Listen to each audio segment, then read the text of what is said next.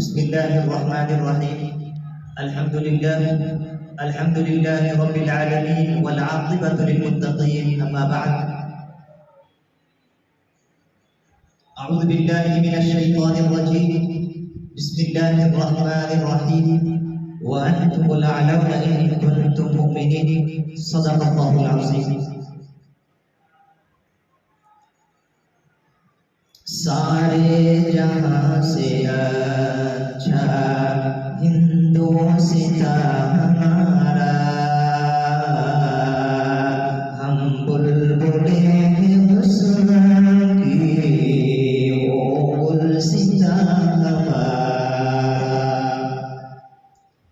قابل سرسبزی میرے محترم دوستوں اور بھائی، ہم کچھ دنوں سے دیکھتے ہیں کہ ہر طرف جھنڈے ہی جھنڈے نظر آتے ہیں، خوشی ہی خوشی ہمارے ملک کے اندر میں نظر آتی ہے. اور چونکہ ہمارے ہندوستان میں جو دن بہت اہمیت کے حامل ہیں، بہت اہمیت رکھتے ہیں، اس میں سے ایک 15 اگست ہے اور دوسرا 26 جنوری ہے. 15 اگست چونکہ اس دن میں ہمارا ملک آزاد ہوا تھا، تو یہ ہمیں آزادی کا دن، ہم اس کو آزادی کے دن کے طور پر مناتے ہیں. اور یہ بات بھی یاد رہے کہ اس ملک کو آزاد کرانے میں جتنا مسلمانوں نے خون دیا ہے اتنا کسی اور نے نہیں، اور بلکہ ان مسلمانوں میں بھی ان علماء اعظام نے، ائمہ کرام نے اس ملک کو آزاد کرانے کے لیے جتنا خون بہایا ہے، جتنے علماء کرام ملک کو آزاد کرانے کے لیے تختہ دار پر دیے گئے ہیں، اتنے کسی اور لوگوں کو نہیں. تو دنیا میں چونکہ مختلف طرز کی حکومتیں پائی جاتی ہیں، لیکن ہندوستان کی موجودہ حکومت جمہوری نظام کے تحت حکمرانی کرتی ہے. اس وقت بھارت آئینی، پارلیمانی، اشتراکی، غیر مذہبی جمہوریہ ہے. اس کی بات دور براہ راست عوام کے ہاتھوں میں ہے، کیونکہ جمہوریت کہتے ہی ہے ایسی طرز حکومت کو جس میں حاکمیت، اعلیٰ اقتدار جمہور کے نمائندے کو حاصل ہو، اور ان نمائندوں کا انتخاب عوام کرتے ہیں جو اپنی پسند کا حکمراں بنتے ہیں. جمہوری ملک میں شہریوں کو مختلف قسم کے حقوق حاصل ہوتے ہیں، مثلا اظہار رائے کی آزادی، اپنے مذاہب و عبادات پر عمل کرنے کا حق، تعلیم کا حق، ووٹ ڈالنے کا حق، اپنے مذہب کے مطابق شادی بیاہ کرنے کا حق. اس کے علاوہ بھی بہت سارے حقوق جمہوری ملک کا آئین شہریوں کو عطا کرتا ہے. یہی آئین جمہوری طرز حکومت کو آمریت سے ممتاز کرتا ہے. آئین ہی جمہوریت کی شان ہے. آئین ہند ملک کو آزاد، سیکولر اور جمہوری ملک بناتا ہے، جہاں عوام کی تئیں انصاف، مساوات اور حریت کو یقینی بنایا جاتا ہے.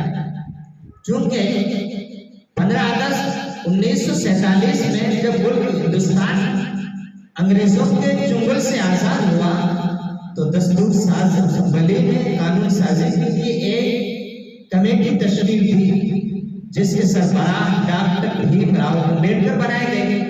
اس کے ذریعے 2 سال 11 مہینے اور 18 دن میں 26 نومبر 1950 کو یہ بن کر کے تیار ہوا، اور اس کا نفاذ 2 مہینے کے بعد 26 جنوری 1950 کو عمل میں آیا. آئین کے نفاذ کا دن چونکہ اہمیت کا حامل ہے، اسی مناسبت سے 26 جنوری کو ملک بھر یوم جمہوریت کے طور پر منایا جاتا ہے. لیکن جب ہم ملک کے حالات کا جائزہ لیتے ہیں تو آزادی کے وقت کا ہندوستان اور آج کے ہندوستان میں بہت سارا فرق نظر آتا ہے. ہمارا ملک انگریزوں سے تو آزاد ہوا، لیکن ان کی ذہنیت رکھنے والوں کے ہاتھوں میں آ کر گر گیا ہے. ہم آزادی کا تو جشن مناتے ہیں، جمہوریت کا تو دن مناتے ہیں، لیکن نہ ہم مکمل طور پر آزاد ہیں، نہ جمہوری طرز حکومت جہاں نہ موجودہ جمہوری طرز حکومت سے ہم مطمئن ہیں، آج ہم آزاد نہیں، کیونکہ لڑاؤ اور راج کرو کے فارمولے پر آج بھی عمل ہو رہا ہے۔ ملک میں رہنے والے تعلیم حاصل کرنے، مذہب پر عمل کرنے، ووٹ ڈالنے، اظہار رائے کی آزادی جیسے حقوق جو ہم آئین کے ذریعے سے ہمیں حاصل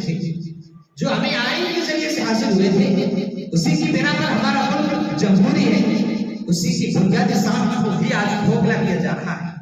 دیکھا جائے تو نہ پورے طور پر اظہار رائے کی آزادی کا تصور ہے، نہ ہی مذہبی آزادی کا، اور حکومت کی کاموں کو اگر عوام کے سامنے لانے والے صحافیوں کو اگر وہ لاتے ہیں تو ان کو جیلوں کی سلاخوں کو پیچھے ڈالا جاتا ہے، تو کسی کو مار دیا جاتا ہے، اور کہیں تو اظہار رائے کی اتنی آزادی ہے کہ ایک خاص مذہب سے تعلق رکھنے والوں کو کاٹ ڈالنے تک کی باتیں کی جا رہی ہیں۔ ایسی بدعنوانیوں کے خلاف مسلسل احتجاجات ہو رہے ہیں، لیکن حکومت ان کی بہری بنی ہوئی ہے۔ یوم جمہوریہ کے موقع پر یہ پوچھا جانا چاہیے کہ شہریوں کو آئین سے ملے ہوئے مذہبی اور سیاسی اور سماجی حقوق کہاں چلے گئے؟ میرے دوستوں،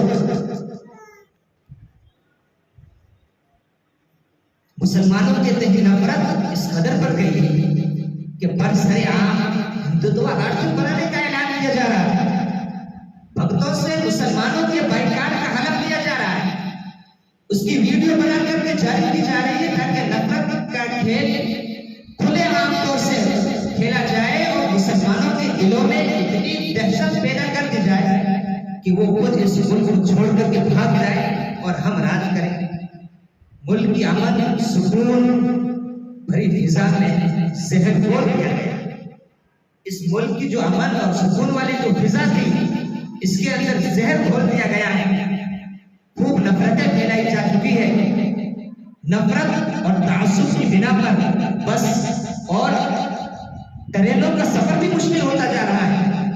اسلام دشمن عناصر حیوانیت اور درندگی کے در پہ ہے، ایک نہیں نہ جانے کتنے مسائل ہیں جن سے اقلیتی طبقہ پریشان ہے، نہ کوئی سنوائی ہے اور نہ ہی دکھ کا کوئی مداوا ہے۔